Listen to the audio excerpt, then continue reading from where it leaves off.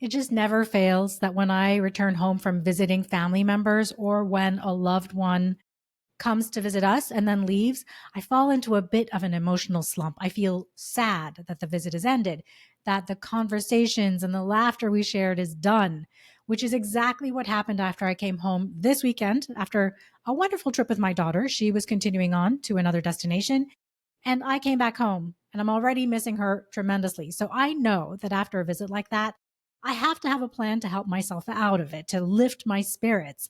Feeling blah, as I call it, well, that can sometimes happen because of a bunch of different things. Maybe it's because of a series of gray, sunless days, or it might be the emotional consequences of hormonal ups and downs, or it might be because of the end of a vacation or the end of a visit by a loved one, or for any other reason. Well, I'd love to share the 7 things that help me to feel upbeat again. And I hope that these little ideas help you whenever you feel a little blah, when a little bit of that sadness kicks in.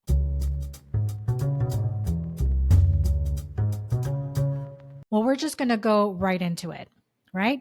The first idea I have is to get a good night's sleep. We all know this already. This isn't anything new, but a lot of you listening are moms and you know how hard it is to sleep well.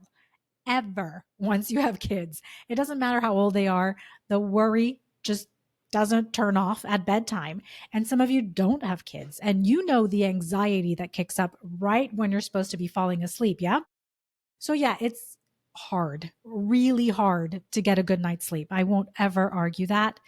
But maybe you can recommit to trying to sleep better. Recommit just to yourself that you'll turn off your electronics at least 30 minutes before you're supposed to fall asleep. An hour would be even better. Maybe you can commit to whatever bedtime rituals or routines you've let fall by the wayside, like reading an actual paper book or snuggling with your kids or with your partner and just chatting until you feel drowsy, because you know that not sleeping well or enough does affect our emotions, and any blahs you're feeling will feel even more blah if you haven't slept enough, right? The second idea is to dive into planning or researching something that makes you really excited. This just allows you to find excitement and anticipation in something else instead of sinking further into the sadness. By the way, I will say that there's nothing wrong with feeling the sadness. It makes the happy time that you spent even sweeter. But for me, I found that it can linger if I don't actively do something. And maybe it's researching a local cooking class that you can take in the evenings once a week. It could be planning a birthday party or your next trip or planning to redecorate a room in your house. The act of planning and researching is active and it requires your brain's attention. So your brain doesn't have the chance to dwell on your sadness all of the time. That's why it works for me. And now that I'm back from my trip, I have 2 client projects that I'm actively planning for the week, and I'm really looking forward to them. So I'm focusing on those, creating the work plans, and it's really helping me stay distracted from the blahness of being home after such a wonderful trip. All right. My third idea is to read a delicious book. The characteristics of a delicious book to me are that it has to be completely absorbing. It has to be a fun read and it can't be so deep or troubling that it just fuels the level of sadness that I already have. Yeah. So, granted, this might require a bit of pre planning on your part because finding a book like this isn't guaranteed at the last minute. I don't always plan what I'm going to read ahead of time.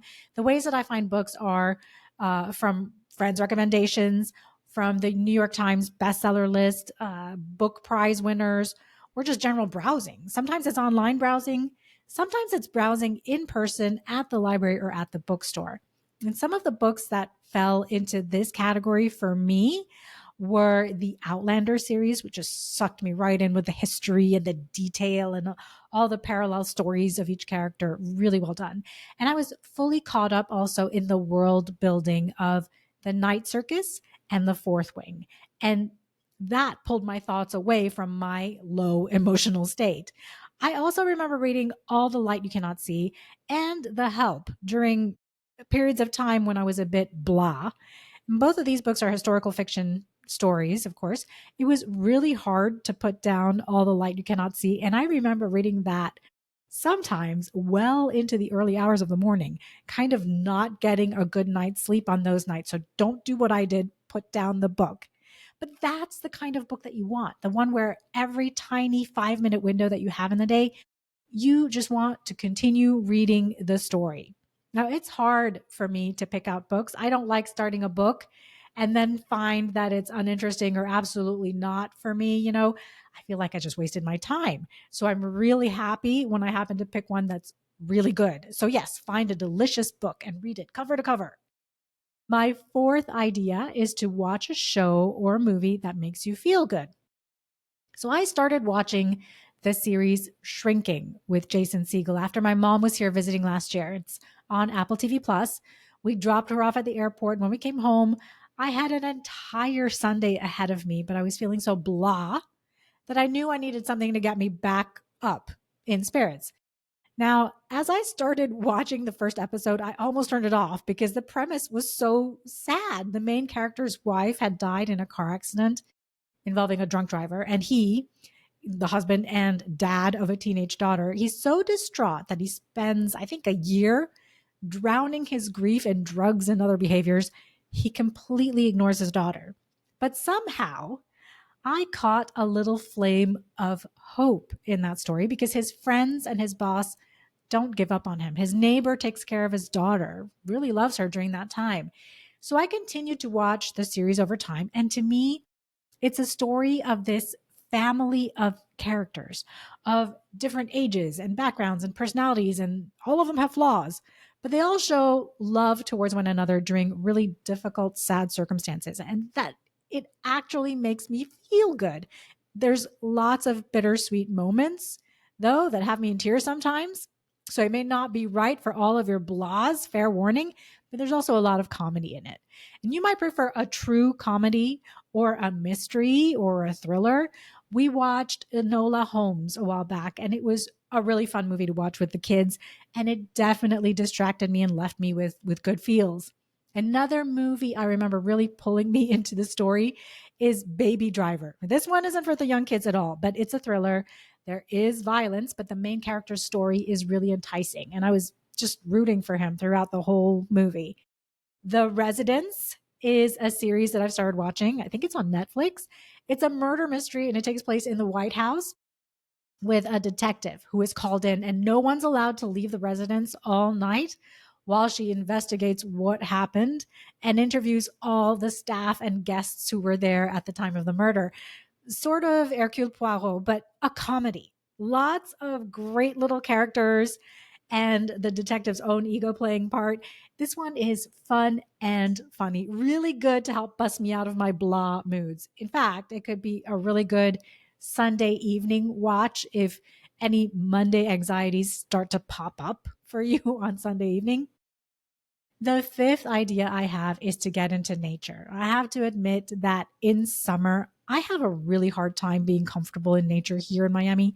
It is so very hot and humid, and I'm not comfortable outside all day like that. But winters in Miami are glorious, and being outside is really amazing between October and April or so. So, getting into nature to get rid of the blahs doesn't have to be this major expedition, right? It can be a simple walk with the dog, or just standing or sitting in your backyard or your balcony and letting the sun hit your face. It could be watching the stars and the moon at night.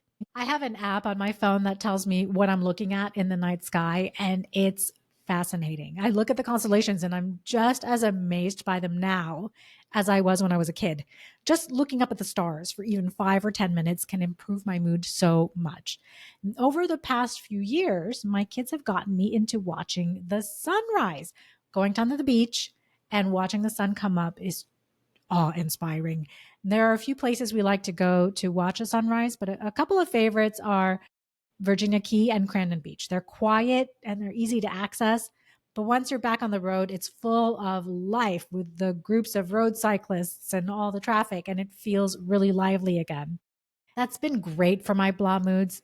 I honestly don't go as much when the kids aren't around and definitely not during the school week. But as I'm thinking about this now, I feel like I should go more. So maybe that'll be something that I do this week.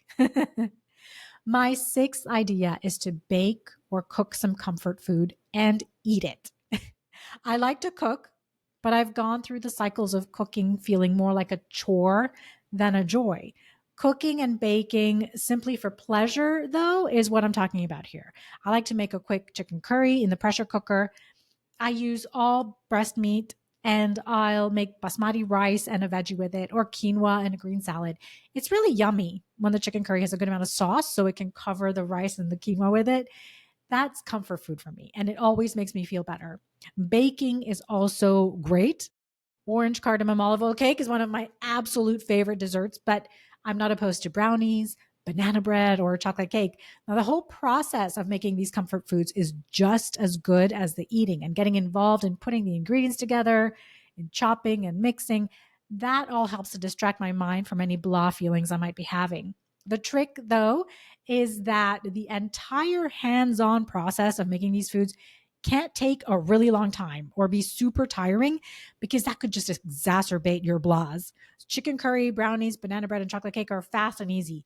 Orange cardamom olive oil cake takes me a little more prep time. So I have to be cognizant of that if I choose to make that one so that I don't tire myself out completely. And my seventh idea is to be social.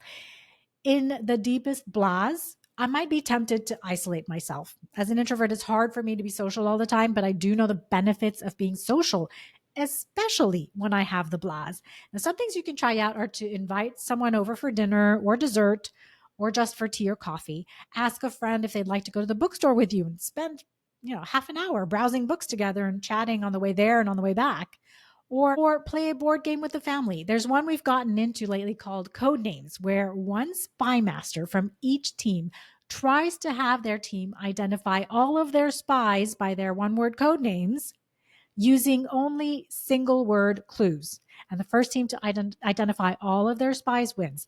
We've played it with my husband and me against the kids, and the kids have this shared vocabulary and stories and situations that my husband and I don't understand. And they sometimes can identify three or more code names with just one clue alone. They always win. And it's absolutely fun. But we love to play board games with our adult friends too. It's so much laughter and a fair amount of competition, all in good fun, of course. Being social does so much good to our emotional health. And honestly, being social is the biggest benefit to being organized that I can think of. I can think of all the other benefits like wasting less time, having no cry mornings because things are organized, being good to the planet, having your home look and feel beautiful, and being healthier and less stressed when there's no clutter. But still, I think connecting with other people in our homes is the most life changing benefit to being organized for beautiful living. Sharing the safest place you have, which is your home, with other people is, I think, an act of love and care towards other people that is good for both you and the people that you invite in. If you're not able to do that, or you're reluctant to do that because of what your home looks like or the amount of clutter in it, I know how you feel. I was there. One of the clients I'm working with this week is there. She's coming back after a years long medical battle. And she and her family were so focused on her recovery and their entire family's well being that clutter had a chance to build up. She hasn't been able to invite friends over in 2 years because the clutter took over her entire dining room, the papers and clothes and the gifts that people gave her overwhelmed her and her husband's bedroom. They could only use 3 seats of their entire dining room. But after just 3 days of working with her and the family, we've been able to clear her kitchen counters, her entire dining room, and her bedroom. And yes, there is more to be done. And there's a maintenance plan we're in the process of putting into place to make sure she and her family can continue keeping clutter out from now on. But she's already planned a family gathering of 12 people, and she's so, so happy that they can all sit comfortably around her dining room table again. That feeling of not wanting anyone to come over because of the clutter, that your guests won't feel comfortable in your house, to inviting people over freely anytime you like it. That's what she's most excited about. And rightly so, right? So, my 7 ideas for what to do when you feel blah are to get a good night's sleep, plan or research something that makes you really excited, read a delicious book, not just a good book, a delicious one, watch a show or movie that makes you feel good, get out into nature, even if it's just for a few minutes, bake or cook comfort food and eat it, and be social in your home. These are the things that help me when I'm a bit sad, and I hope they give you ideas to try. But I'd also love to know if you have things that you do when you feel blah that makes you feel better. It would be awesome to have more feel good tools in my toolbox for when we drop off a child at school or come home from a vacation or when my mom goes home after a long visit.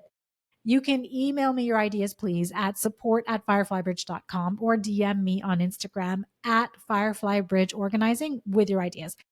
Thanks for spending your time with me today. I really appreciate it. And while this podcast might feel one sided, me talking, you listening, I want to assure you that it's not. I reply to every email, every DM voice message. I love to have those conversations with you. It's why I started this podcast. So, me asking you to email or DM me, I really mean it. So, have a beautifully organized week, and I'll see you on the next episode.